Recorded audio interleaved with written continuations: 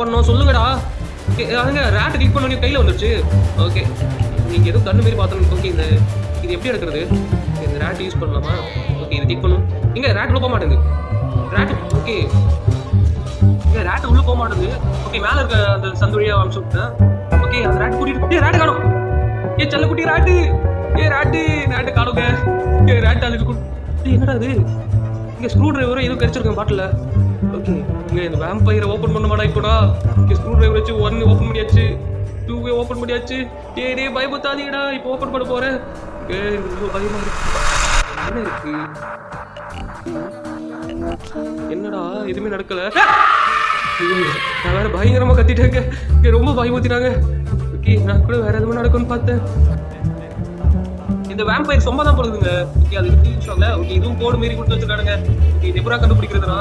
Okay ஏதோ அந்த கண்ணாடி வச்சு பார்ப்போமா? கண்ணாடி வச்சு பார்த்தா ஏதாவது தெரியுதா அப்படின்னு பார்ப்போம். கிராஷ் யூஸ் பண்ணா பாருங்க மூவ் ஆகுது. இது ஃபோட்டோ தானே, எப்படி மூவ் ஆகுது?